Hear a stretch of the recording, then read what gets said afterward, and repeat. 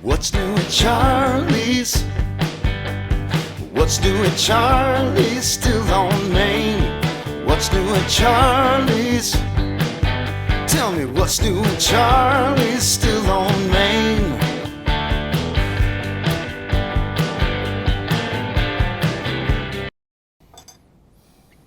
Hi, welcome back to this week's edition of What's New at Charlie's. Well, today we got this antique-looking bottle, Old Pepper Distillery. It's a distillery outside Lexington. Stopped there a few times myself. When I was there, it wasn't open yet. It's got a pretty cool history. You know who would know something about that? I bet my good friend, Mr. Don Williams, the Bourbon Fool. How are you, Don? I'm good, Charlie. This is definitely a throwback-looking bottle here. Well, I will tell you that I'm guessing that it might be the heaviest bottle we have ever reviewed. No kidding, man. Yeah, it's it's physically heavy, which is just interesting. Yeah. That just goes to show you that you and I have picked up a lot of bottles. Exactly. Yeah, when you can tell the difference from just touching it, like, oh, that's a good quality bottle there. So, you know, Pepper is a brand that goes back a long ways. They're now, you know, they've remodeled the distillery in what they call the Lexington Distillery District. It's a really cool area with some bars and things going on. And an ice cream place that has bourbon ice cream. They do. They have. And there's actually a really good brewery right there, too. Yes. So there's a lot of little things going on in that But they have bourbon ice cream, Don. Bourbon ice cream. It's good. Yes, true. go ahead. That's true. But anyway, so this distillery has a lot of history, and basically you'll all be, this is pretty interesting. When old Oscar Pepper died, he left his distillery to his son, James Pepper, who's now known as Colonel Pepper. And basically, James Pepper was pretty young, so... Think they're related to Dr. Pepper? I'm not sure, but Dr. Pepper is prominent here at Charlie's. It is, absolutely. So basically, none other than E.H. Taylor came in. Threw you off, didn't I? You did, and helped young Pepper stay in the business. What happened though was after some time, James Pepper could not keep up the payments. E.H. Taylor took back the property and then eventually sold it to LeBreau and Graham. And for those of you who know your history, that's now the Woodford Reserve. So Pepper Distillery was actually on that property. Wow. Way before. Later on, James Pepper got some funds together and built the existing distillery that is in Lexington. Really a lot of history. It's one of the oldest brands, DSP, what did we say, 5? Number 5, so that's, you know, it was the number 5 distillery in Kentucky. History, yeah. Yeah, so a lot of history, and the one thing I will tell you about it's been a while since I did a tour at this facility, and the only thing I would tell you is that it was one of the tours that was commercialized. I really hope that they've kind of changed it a little bit. I went when they were new, and it was a little bit touristy. I really hope that maybe that is improved. Yeah, well, they just reopened, right? Because, I mean, I was there, and I don't know how many years ago, a few, but they weren't even, they didn't even started remodeling the place yet, and that kind of all came together. So I think, you know, it was probably right at the beginning, but you probably should have had the bourbon ice cream while you were there instead of the tour. Instead of the tour. Now I'm going to make it now on my list. The next trip I go down there. The other thing is they're pretty transparent about it.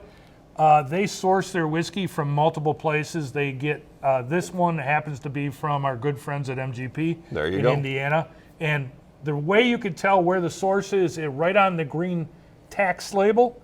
They actually indicate the distillery that it came from. Yeah. So that's, you know, they're transparent about it. Yeah. And basically, this is a single barrel rye, 110 proof, and let's see what it's like. Yeah. So they tell you right on the label here that it's the cask number, and then you know where it came from. So, like I said, they're not trying to hide anything. It is what it is. We've all talked about this many times before. Yeah. MGP makes some good juice. There's nothing wrong with it. And oh, look, there's a Is that, wow, I'm gonna have to look over my, oh, that's Colonel James Pepper right there on the label, look at that. There it is. And one of the things interesting for anyone who watched our video last week, one of the places that Pepper sources their whiskey from, Bardstown Bourbon Company. Of course they do. Yes, absolutely. So I'll have to look around to see if we can find one of these from Bardstown.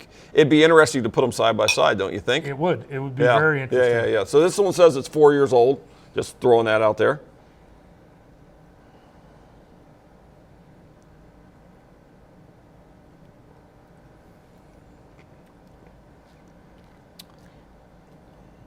This is a what I'm going to call a perfect rye whiskey. I was just going to say the same thing. It's exactly what a rye is supposed to be. Yeah.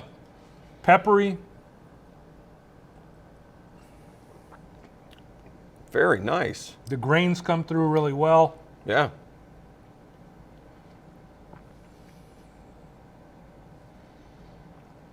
Quality mouthfeel.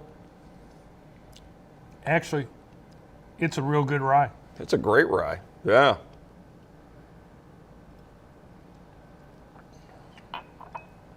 Wow. Once again, sometimes you just don't know what you're going to get, you know. Right. Wasn't sure what to expect with this one. But wow, that is fantastic.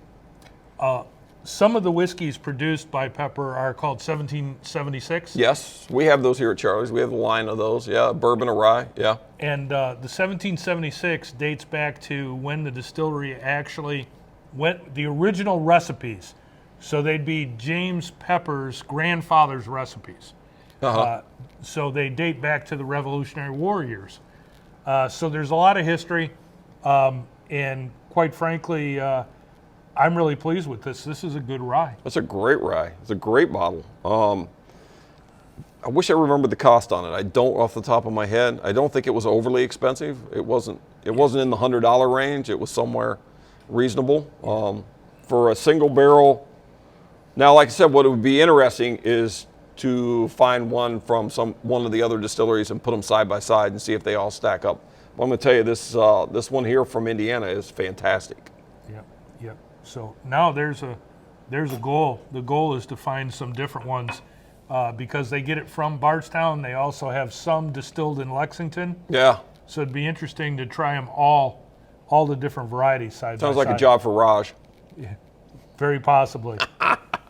Charlie, very good choice. Perfect, man. Like I said, I love when I'm surprised in the pleasant way. So cheers. Cheers. Thank you for watching, everybody. Yeah, nice work, guys. Keep up the good work.